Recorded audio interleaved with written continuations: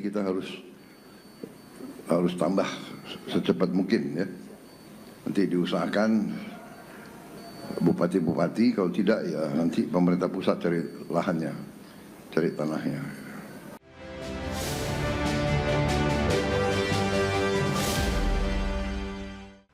Kita ke informasi pertama pemirsa, Presiden Prabowo Subianto meminta percepatan pembangunan sekolah rakyat setelah menemukan tingginya minat masyarakat terhadap program pendidikan tersebut saat mengunjungi sekolah rakyat menengah pertama 17 Tabanan Bali.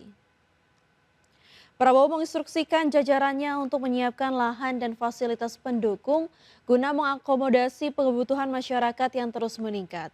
Tingginya minat masyarakat tersebut menjadi salah satu indikator bahwa kebutuhan terhadap pendidikan gratis dan berkualitas bagi kelompok masyarakat kurang mampu masih sangat besar. Oleh karena itu pemerintah memandang perluasan kapasitas sekolah rakyat sebagai langkah strategis untuk memperluas akses pendidikan sekaligus meningkatkan kualitas sumber daya manusia. Menurut Prabowo, fasilitas milik kementerian dan lembaga yang kurang dimanfaatkan dapat digunakan sementara untuk mendukung operasional sekolah rakyat hingga pembangunan gedung permanen selesai dilakukan.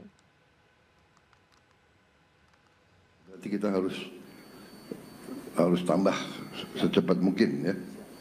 Nanti diusahakan bupati-bupati, kalau tidak ya nanti pemerintah pusat cari lahannya, cari tanahnya. Ya kita upayakan, tapi bagaimana caranya kreativitas saudara diupayakanlah, hampir semua yang minta harus diterima ya. Jadi bagaimana caranya kita, Saskap mungkin nanti koordinasi dengan kementerian lembaga yang lain, cari fasilitas mereka mungkin yang ada, mungkin kurang dimanfaatkan, bisa segera dipinjam untuk sampai sekolah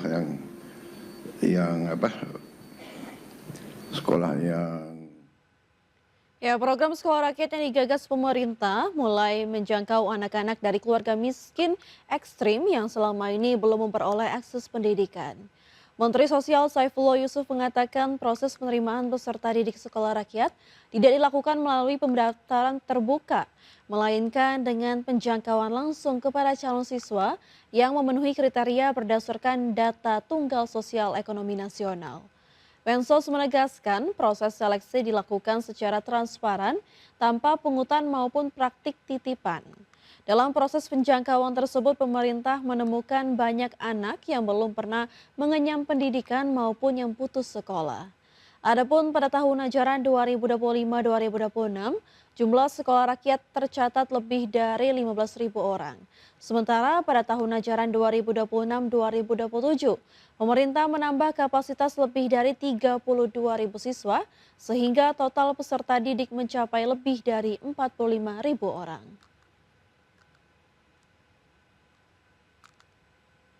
Menjangkau mereka-mereka yang memenuhi kriteria untuk bisa di sekolah rakyat. Ini adalah arahan langsung dari Bapak Presiden. Yang bisa sekolah di sini itu yang berada di DTSEN, Data Tunggal Sosial Ekonomi Nasional. Jika tidak ada di sana, maka akan dilakukan pemutakhiran, dilakukan ground check. Di mana di sini dilarang sesuai arahan Bapak Presiden untuk suap menyuap, tidak boleh ada membayar, tidak boleh ada titipan dari siapapun. Ini sudah kami sampaikan kepada para pendamping Pemda yang turut terlibat dalam penjangkauan siswa sekolah rakyat. Sekedar contoh, tapi di sini juga ada bapak-bapak putra-putrinya ini yang putus sekolah. Pemirsa, PT Bank Sentral Asia Tbk menetapkan dividen interim termin pertama tahun buku 2026 sebesar Rp20 per saham yang akan dibagikan pada kuartal 2 tahun ini. Langkah ini ditopang kinerja keuangan yang solid dengan laba bersih triwulan pertama mencapai Rp14,7 triliun. PT Bank Sentral Asia Tbk atau emiten dengan kode saham BBCA mengumumkan pembagian dividen interim termin pertama untuk tahun buku 2026 sebesar Rp20 per saham.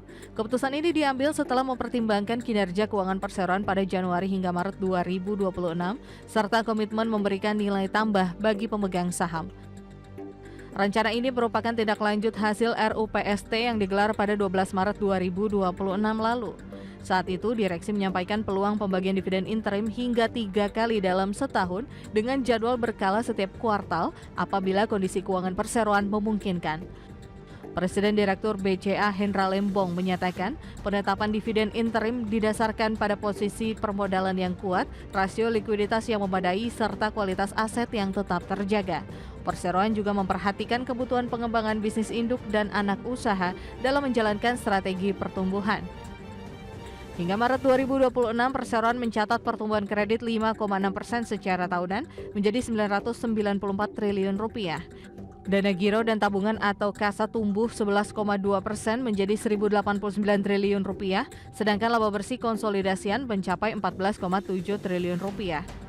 Dividen interim termin pertama ini akan diperhitungkan dalam total pembagian dividen tahun buku 2026.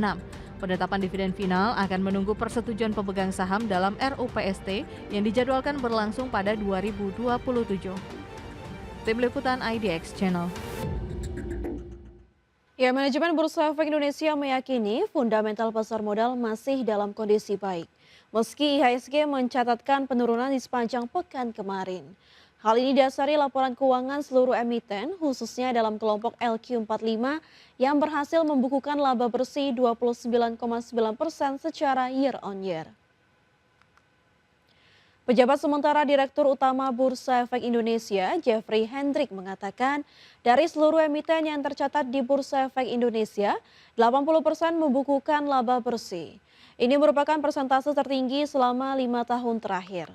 Hal ini pun menunjukkan bahwa fundamental perusahaan tercatat dalam kondisi baik. Jeffrey mengingatkan kepada para investor agar dapat mengambil keputusan berdasarkan informasi yang akurat, khususnya terkait dengan pengumuman MSCI dan FTSE. Namun demikian, Jeffrey mengatakan upaya di dalam memenuhi ketentuan yang disyaratkan MSCI dan FTSE hingga saat ini masih berjalan. Dari seluruh perusahaan tercatat yang ada, 80% membukukan laba bersih. Ini adalah persentase tertinggi 5 tahun terakhir. Ya, kalau kita lihat di tahun 2020 hanya ada 63% perusahaan tercatat membukukan laba bersih. 2021 sampai 2025 itu persentasenya antara 73 sampai 76% perusahaan yang membukukan keuntungan. Kuartal pertama tahun 2026, 80% membukukan laba bersih. Itu tentu menunjukkan bahwa fundamental dari perusahaan-perusahaan tercatat kita saat ini dalam kondisi baik.